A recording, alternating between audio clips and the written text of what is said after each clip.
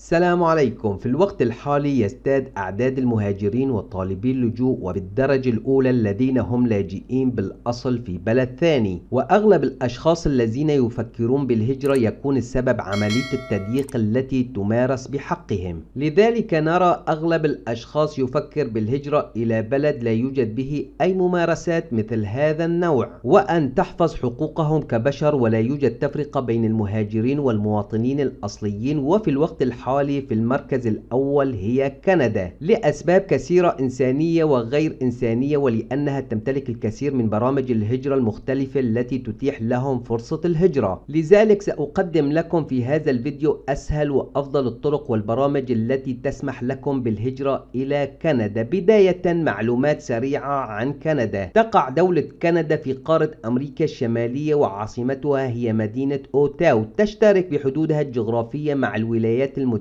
الأمريكية، وتعتبر ثاني أكبر دولة في العالم من حيث مساحتها الجغرافية. ورغم مساحتها الكبيرة إلا أن عدد سكانها لا يتجاوز 38 مليون نسمة، وأغلب سكانها من أصول أوروبية وآسيوية قدموا إلى كندا للاستقرار والعمل والدراسة. أما عن سكانها الأصليين فهم يقدرون بحوالي 600 ألف نسمة. لغتها الرسمية هي الإنجليزية وتليها الفرنسية. أما عن الديانات فتعتبر الديانة المسيحية في كندا هي الأكثر، حيث أن نسبة المسيحيين تبلغ 77%، وتليها الديانة الكاثوليكية بنسبة 39%، وتليها الديانة الإسلامية بنسبة 3.2%. وتتميز كندا باستقبالها للمهاجرين من كافة أنحاء العالم، مما جعلها وجهة شهيرة للهجرة، وتعتبر بأنها موطن متنوع لجميع ثقافات العالم، إذ يجد المهاجر نفسه في كندا منغمس بين الثقافات المتنوعة ولا يشعر بالغربة أبدا. أسهل طرق الهجرة إلى كندا. هناك الكثير من الطرق التي يمكنك من خلالها الهجرة إلى كندا والحصول على الإقامة الدائمة فيها، وبعض هذه الطرق قد تكون سهلة للغاية مع بعض المتطلبات مثل المال أو الموهبة الاستثنائية، ولكن أغلب الطرق الأخرى قد تحتاج إلى الجهد والوقت ومؤهلات محددة مثل برامج الهجرة الاقتصادية. والآن إليكم أسهل وأفضل هذه الطرق. برنامج الدخول السريع إكسبريس إنتري. يعد هذا البرنامج من أهم وأسرع برامج الهجرة إلى كندا، وهو متاح لجميع المهنيين والحرفيين المهرة. ومن خلال هذا البرنامج بإمكان أي شخص التقديم عبر الإنترنت وتسجيل المؤهلات الخاصة به، ويتم ترشيح المهاجرين المتقدمين على أساس نقاط الجدارة التي يتم احتسابها بناء على العمر واللغة والخبرة العملية والمؤهلات الدراسية والقدرة على التكيف مع المجتمع الكندي وعوامل أخرى. يقوم النظام كله على عملية إلكترونية ابتداء من تقديم الطلب حتى منح الشخص النقاط وإجراء القرعة. وعن طريق نظام الهجرة السريع هذا يحصل المرشحين الذين تم قبولهم على دعوة ITI من الحكومة الكندية من أجل استكمال عملية الهجرة. ومن أهم مميزات هذا البرنامج هو وقت المعالجة القصيرة مقارنة بباقي البرامج، حيث أن مدة الهجرة عن طريقه لا تزيد عن 6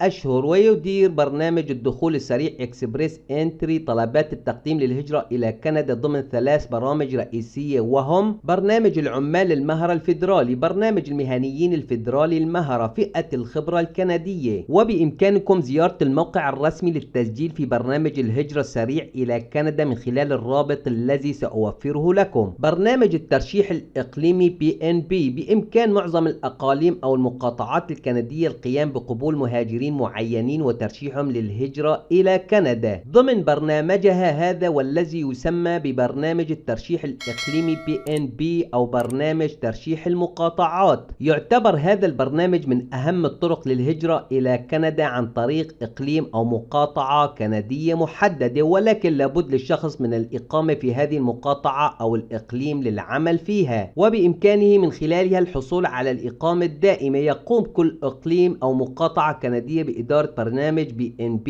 الخاص بها والمصمم من أجل تأمين الاحتياجات الاقتصادية والديموغرافية في المقاطعة. وفي بداية كل عام تقوم الحكومات الفيدرالية الكندية بتوكيل حكومة الأقاليم والمقاطعات لتحديد الدعوات المطلوبة لاستخدام المهاجرين، وهي تعد من أسهل وأسرع الطرق للحصول على الإقامة الدائمة في كندا. وتعتمد طريقة هذا البرنامج على تسجيل البيانات في برنامج الدخول السريع، ومن ثم البحث عن ترشيح مقاطعة أو إقليم ما، وفي حالة وجود الخبرات العلمية العلمية التي تطلبها المقاطعة أو الإقليم، يمنح للشخص ترشيح من PNP، وحينها سيحصل على نقاط جدارة عالية وسيصبح لديه فرصة كبيرة في اختياره ضمن برنامج الدخول السريع. ولكن في جميع الأحوال يجب أن يتم الموافقة من قبل الحكومة الفيدرالية على جميع القرارات المتعلقة بالإقامة الدائمة في كندا على المستوى الوطني، أي أنه لا يمكن للمقاطعة أو الإقليم بمفرده الموافقة على وضع الإقامة الدائمة. وهذا هو السبب في تسمية جميع البرامج باسم برامج الترشيح فقط، حيث يقتصر دور المقاطعة أو الإقليم على ترشيح الشخص وتبقى الموافقة عليه في يد السلطات الفيدرالية. ويجب على المتقدمين المهتمين في هذا البرنامج مراجعة جميع المقاطعات والأقاليم للحصول على الترشيح من أحدهم، لأن كل مقاطعة من مقاطعات وأقاليم كندا يمتلكون برنامج الترشيح الإقليمي الخاص بهم. وبإمكانكم زيارة الموقع الرسمي للتسجيل في برنامج الترشيح الإقليمي للهجرة إلى كندا من خلال الرابط الذي سأوفره لكم. برنامج رعاية الأسرة في كندا. تعتبر هذه الطريقة أيضا من أسهل الطرق للهجرة إلى كندا، حيث أن أغلب الأشخاص الذين لديهم أقارب في كندا وهم حاصلين على الإقامة الدائمة أو الجنسية يلجؤون إلى هذه الطريقة، لأنه بإمكان المهاجرين الحاصلين على الجنسية الكندية أو وضع الإقامة الدائمة ممن تزيد أعمارهم عن 18 عام رعاية أسرهم الراغبين بالهجرة إلى كندا. ومن أهم الشروط التي يجب أن تتوفر في الشخص المقيم في كندا هي أن يكون قادر على إعانة نفسه وأفراد أسرته، وأن يكون مستعد لرعاية الشخص القادم إلى كندا حتى يحقق الاكتفاء الذاتي في كندا. أما عن أفراد الأسرة الذين يمكن رعايتهم للهجرة إلى كندا: الزوج، الزوجة، الشريك الشرعي، الأطفال المعالين، الآباء، الجد والجدة، الأخوة والأخوات، أبناء الأخت أو البنات أو الأحفاد اليتامى، الأطفال الذين تقل أعمارهم عن سن 18 عام، وغير متزوجين